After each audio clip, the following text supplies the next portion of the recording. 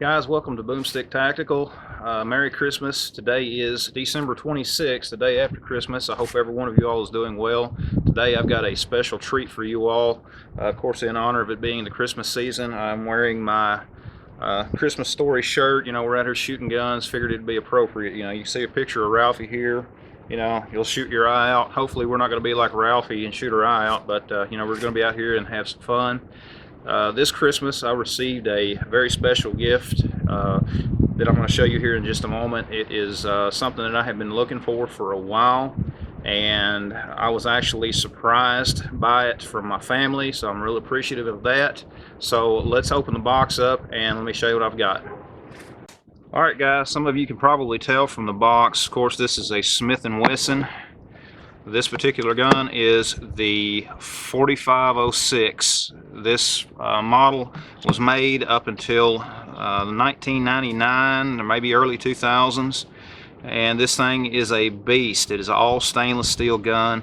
It's a real nice firearm. These were carried by a lot of different law enforcement agencies. Some of you all are familiar with you know, the Shield and I believe Miami Vice. You know, these are just a real good gun. This again is all metal, it's all stainless steel.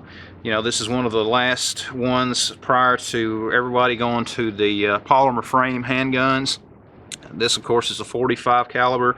This is the 4506-1, and the difference between the 4506 and the 4506-1 is the way that the trigger guard is made. The 4506 has more of a squared off trigger guard, and of course the -1 has more of a rounded trigger guard. What I'm going to do in this video is actually film and show you the very first shots that I fire with this gun. I am loaded up with some Winchester white box, something straight from Walmart. Very common round. These are just a wonderful gun and glad to have it. And guys, we're going to set our target up and put a few rounds on target. Guys, these are the very first shots that I have fired with this handgun. I've got a target set up down there about 7 yards, not far, but it should give us an indication of how it's hitting. We're going to go ahead and get our hearing protection and eye protection on and have a little fun.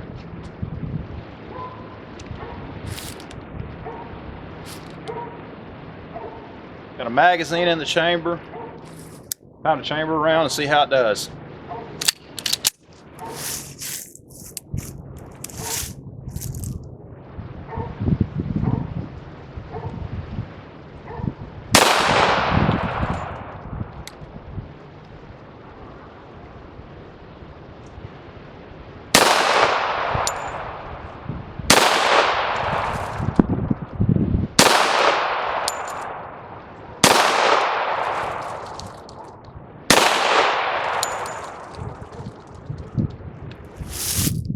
Alright guys, you can see that we are clear. Let's go down and check our target. You can see from the target, guys, that I did get a couple a little bit low. That was my fault. But once I focused in on exactly what I was doing, you can see here that we are just right where we need to be, right on that bullseye. The sights are adjustable on that gun, so I think that they're right on from what I can tell just from these first shots. These, like I say, were my fault, the very first shots that I fired. But I think we got it zeroed in pretty good right here. We're going to go through, fire a few more, check this gun out, put it through a few paces, have some fun.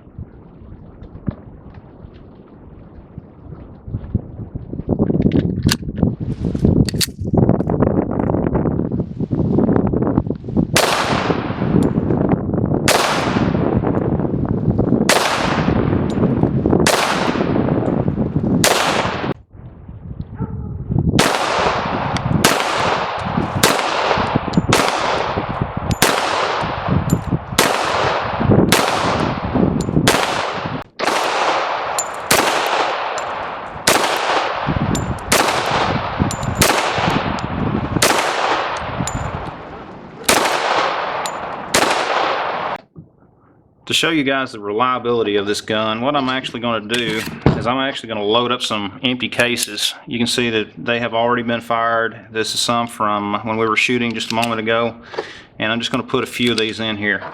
These guns are notoriously reliable. They were basically just a super reliable gun, and that's one of the reasons why that many law enforcement departments were attracted to them. You can see that it is an empty casing. I'm going to insert that in there, and you can see that it just chambered an empty casing. No problem whatsoever with those. The first step in taking this gun apart is to make sure that it isn't loaded. We're going to drop the magazine. You can see that there's nothing there. We're going to lock the action back, and you can see nothing there as well. You pay close attention to this little divot here, this little button, because this is how we're actually going to be taking this handgun apart. What you will do, you'll see the notch that is in the slide. It needs to line up with this. This is your slide lock. So what we'll do is just grip it, pull that back slightly until that lines up, and then we're going to push on that. And we push that up, we can pull that pin out like that, and then we can pull the gun apart. Be careful, as you saw there, that hammer will come up, so if you're not careful it can bite you. And then we have access to the spring and guide rod, as well as the barrel, and this is how you would take it apart for cleaning. You can see where we were shooting it earlier that it being stainless, I mean, it really shows up the dirt and the grime, and you know, but it's a real fun gun to shoot. It cleans up real nice also. Putting it back together, just drop that back in. You need to be careful of this spring. It is under a lot of tension. You want to make sure that you get it into the correct notch right here on your barrel. If you don't, it's going to cause you problems later on as you're putting it back together. Work your spring back in there, work that guide rod in. I like to use both hands when I do this because it is under a lot of pressure. And as I start to get that in place, I'm actually going to pinch it with my thumb to where I can hold it in and then work it to exactly where it needs to be. I'm then going to take this and put it back on the frame, just like so. Once it's cleaned, I'm just doing this for demonstration purposes now. I'm going to clean it a little bit later. And you'll notice here that this is actually hitting the slide. Most modern firearms is actually cut to where this doesn't happen, but all you have to do, push that down slightly. You don't want to use a lot of force on these. And you push that down and you can see that it goes right underneath there. I'll do it for you again. It pops up there. I just push that down. I slide that slide over it. And you've got two more right here that we've got to get that slide past. So push the first one down, slide it back just a little more. Push this last one down. Now this one is the one that may take a little bit doing. I recommend that you try to leave that hammer up, and the reason for that is you put a lot more tension on this last one if you have that cocked back. When that is depressed, that's actually what's going to pull that forward. So I'm just going to take my finger, I'm going to work that down.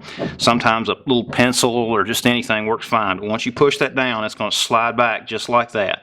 And I'm going to get it started there. I'm going to pull that back till that lines up just where it's supposed to be, and then I'm going to drop my pin back in. May have to wiggle it around just a little bit to get it lined up. You can see there, sometimes it's not very difficult, but you know, you do have to fiddle with them a little bit every now and then. And once you get that lined up, the pin should drop right in. Let me see what I'm doing wrong. There we go. We're going to get it started first.